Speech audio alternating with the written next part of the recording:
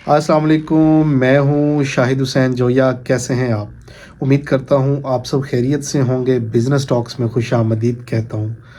2001 से लेके 2022 तक सेल्स के बहुत सारे लोगों से मेरी मुलाकात हुई। बहुत से लोगों के साथ मैंने काम किया। बहुत से सेल्समैन को मैंने हायर किया और ख़ुद भी सेल्स के शोबे से चूँकि वाबस्ता हूँ, तो मेरा मानना ये है कि सेल्स के बंदों के ऊपर सबसे ज़्यादा प्रेशर होता है पूरी कंपनी में। ऑफिस में बैठा हुआ स्टाफ जो है, या प्रोडक्शन स्टाफ जो है, या लैब का स्टाफ है, R&D का स्टाफ है या पैकिंग का जो स्टाफ है, वो एक मखसूस जगह पे रहते हुए काम करता है और काम करने के पैसे लेता है।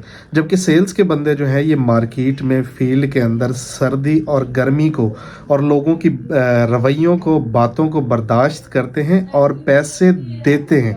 यानी ये वो वाहिद फील्ड है या वाहिद डिपार्टमेंट है जो पैसे आपको इकट्ठे करके ला के देता है, जिसकी वजह से आप सारी कंपनी को चलाते हैं, रन करते हैं और अपने ही लाए हुए पैसों में से थोड़े से पैसे सैलरी के मद में लेता है। लेकिन इसके बावजूद अगर कोई सबसे ज़्यादा परेशान होता है या सबसे ज़्यादा बातें किसी को सुननी पड़ती हैं, तो वो यही सेल्स की टीम होती है। इसके अंदर बहुत सारी चीज़ें इन्वॉल्व होती हैं, जैसा कि कंपनी का जो मालिक है उसका प्रेशर अलग से होता है, जो सेल्स का हेड है उसका प्रेशर अलग से होता है, मार्केट के अंदर, फील्ड के अंदर डिस्ट्रीब्यूटर, होलसेलर, शॉपकीपर्स और कंज्यूमर का जो प्रेशर होता है वो अलग से होता है। और एक और प्रेशर होता है जो किसी को समझ में या नज़र में नहीं आ रहा था, वो होता है फैमिली की तरफ से आने वाला प्रेशर। यानी बच्चों को टाइम ना देना, बच्चों के स्कूल ना जाना, घर की ज़रूरियात की चीज़ें ला के ना देना, खुशियों गमियों में शरीक ना होना, ये सारी चीज़ें साथ साथ चल रही होती हैं। और इस सारे प्रेशर के बावजूद लाखों और करोड़ों रुपया इकट्ठा करके अगर कोई देता है, तो वो सेल का बंदा आपको देता है। अब यहाँ पे जो सबसे अहम चीज़ या जो अभी पॉइंट मैं आपके साथ डिस्कस करने जा रहा हूँ, वो ये है कि इस सारी चीज़ों को बर्दाश्त करने के बावजूद बंदा कंपनी के साथ लॉयल होता है, यानी वो कंपनी को छोड़ना नहीं चाहता। लेकिन ऐसी कौन सी वजह है या कौन सा प्रॉब्लम है जिसकी वजह से लोग कंपनी को छोड़ जाते हैं?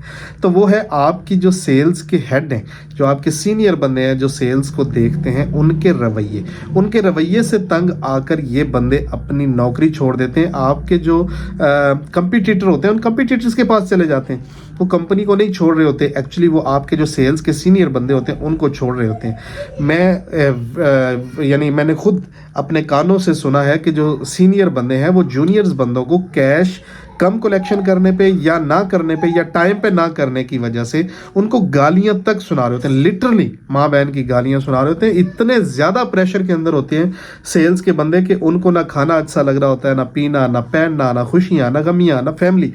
उनके सामने सिर्फ एक ही चीज़ होती है कि किसी भी तरह से पैसा इकट्ठा करें, पैसा इकट्ठा करके कंपनी को भेजें, अपने सेल्स टारगेट्स को अचीव करें। अगर वो स्ट्रेस के माहौल के अंदर, गाली गलौज सुनने वाले माहौल के अंदर कैश कलेक्शन कर सकते हैं, तो सेल्स के सीनियर बंदों को ये चीज़ समझनी चाहिए कि अगर उनको फ्रेंडली माहौल दिया जाए, प्यार मोहब्बत वाला माहौल दिया जाए और सिर्फ कैश कलेक्शन ही ना सिखाई जाए, बल्कि उनको कस्टमर केयर सिखाई जाए, उनको आफ्टर सेल सर्विसेज सिखाई जाए, उनको ये सिखाया जाए कि कस्टमर कितना कीमती है, कि मुस्तकिल गाहक कैसे बनाने हैं और उनसे रेगुलर बिजनेस कैसे हासिल करना है। अगर इस चीज़ पे फोकस कर दिया जाए, तो ये जो सेल्स के टारगेट हैं, ये जो कैश कलेक्शन है, ये जो पैसे की आमदोरफ्त है, ये खुद ब खुद तेज़ हो जाती है। तो कंपनी मालिकान जो है उनको ये चाहिए कि जब वो सेल्स के सीनियर बंदों को हायर कर रहे होते हैं, उसमें सिर्फ एक ही क्वालिटी ना देखा करें कि ये बिजनेस कितना करता है, ये पैसा कितना इकट्ठा करता है। उसमें ये क्वालिटी भी देखा करें कि वो अपनी सेल टीम को कैसे लेके चलता है, कैसे मैनेज करता है, वो कैसे आगे बढ़ाएगा आपकी कंपनी को, आपकी कंपनी पॉलिसी को और आपके विजन को। अगर आपके की पर्सन्स जो पैसा इकट्ठा करके आपके लिए लाते हैं, वो जो जान तोड़ते हैं सिर्फ आपके लिए, कंपनी मालिकान के लिए, अगर वही डिस्टर्ब हो जाएंगे, वही मेंटली सेटिस्फाई नहीं होंगे और हर वक्त अंडर प्रेशर काम कर रहे होंगे, तो आपकी कंपनी ग्रो कैसे करेगी? और बाज़-औक़ात ऐसा होता है कि मालिकान को ये पता ही नहीं होता कि उनकी जो सीनियर टीम है वो जूनियर टीम के साथ क्या बिहेवियर रखे हुए।